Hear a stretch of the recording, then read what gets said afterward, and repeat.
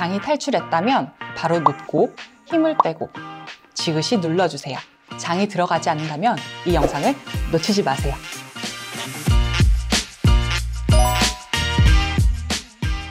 탈장이란 쉽게 말해서 장이 탈출했다고 표현할 수 있습니다. 우리 몸은 외부와 차단하는 벽이 있는데요.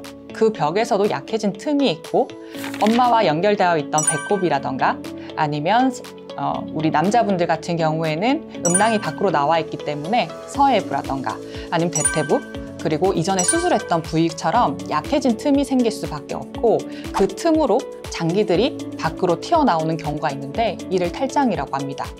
그 중에서도 가장 많은 부분을 차지하는 것이 서해부 탈장입니다.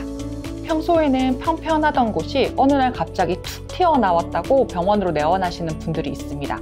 특히 많이 발생하는 서해부 탈장 같은 경우에는 남자분들이 음낭이 많이 불룩해졌다고 내원하시는 경우가 있습니다.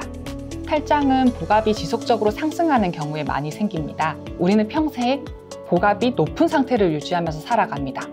그렇기 때문에 복압이 높아진 상태가 오래 지속될수록 살아온 세월이 많을수록 발생하기 쉽기 때문에 젊은 사람들보다 연세 많으신 어르신들에게서 잘 생기는 병인데요.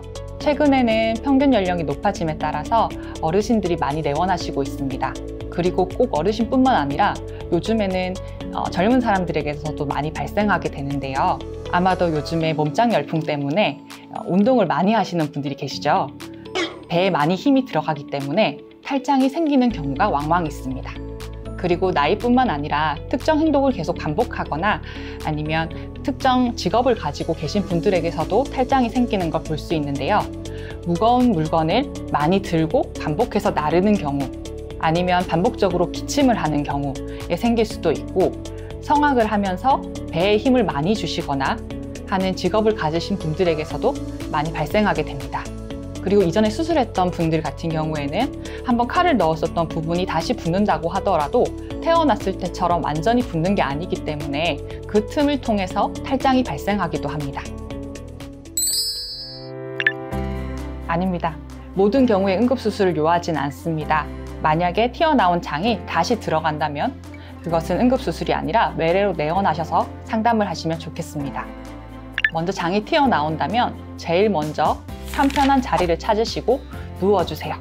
그리고 누운 자세에서 몸에 힘을 쭉 빼기만 하더라도 튀어나온 장이 다시 들어갈 수가 있고 만약에 바로 들어가지 않는다 하더라도 손으로 지그시 누르기만 하더라도 들어가는 모습을 볼 수 있습니다.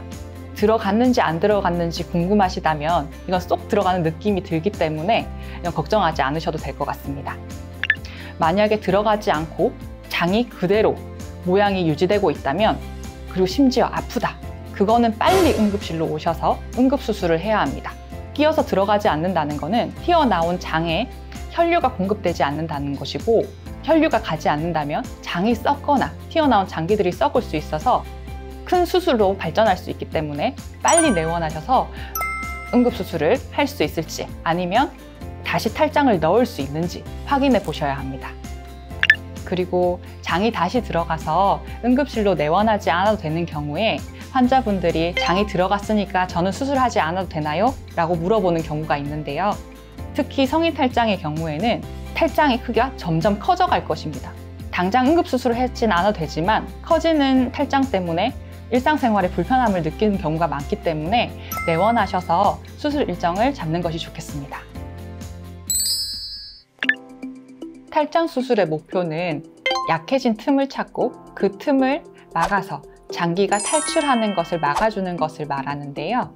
예를 들어서 배꼽 탈장의 경우에는 엄마 뱃속에서는 배꼽으로 서로 연결이 되어 있었는데 태어나면서 그 배꼽 연결이 끊어지게 되고 그러면 그쪽 구멍이 막히게 되는데 막히는 과정에서 약해진 경우에는 이쪽으로 탈장이 생기는 경우가 있습니다.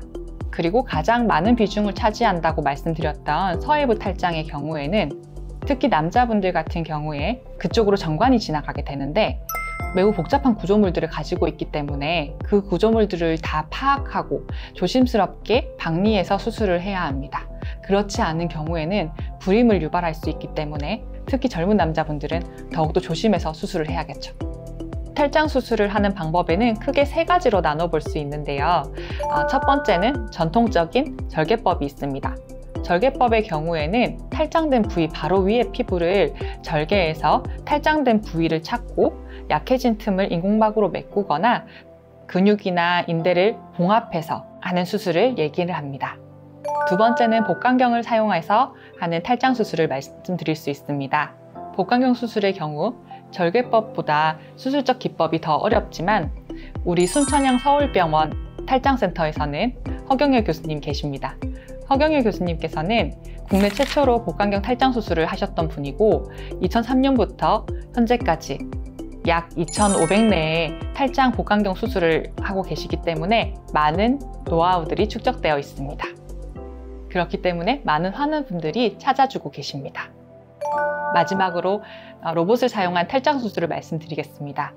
로봇 수술은 최근 들어서 많은 분야에서 사용되고 있는데요. 미국의 경우에는 탈장 수술이 로봇 수술에서 가장 많은 비중을 차지하고 있습니다. 최근 들어 우리나라에서도 로봇을 사용하여 탈장 수술을 하는 경우가 늘어나고 있습니다. 환자분들이 다시 생기지 않으려면 아니면 생기지 않게 하는 방법이 무엇인지 많이 물으십니다. 두 방법은 모두 같습니다. 결국에는 배에 힘이 들어가지 않게 하는 것이 중요한데요. 변비가 있는 분들은 화장실에서 변을 볼 때 힘을 많이 주는 경우가 있죠. 그래서 힘이 들어가지 않도록 변을 오히려 묽게 볼 수 있게 변비약을 복용한다던가, 그리고 만성적으로 기침을 하시는 분들은 기침약을 복용해서 기침을 한동안 안 하게 한다던가, 그리고 복근 운동을 하다 생기신 분들은 한동안 쉬셔야 될 것 같습니다. 특히 수술 후 한 달 정도는 무거운 걸 들거나 아니면 배에 힘이 들어가게 하는 복근 운동 같은 거는 자제하시는 것이 좋겠습니다. 요즘 바디 프로필 촬영이 유행하면서 젊은 층에서도 탈장이 많이 발생하고 있습니다. 멋진 몸도 물론 중요하지만 더 중요한 건 건강한 몸이라는 거 잊지 마시길 바랍니다. 더 다른 궁금한 사항이 있으시면 저한테로 오시면 보다 더 상세하게 말씀드리겠습니다. 그럼 다음 오순도순에서 만나요. 안녕!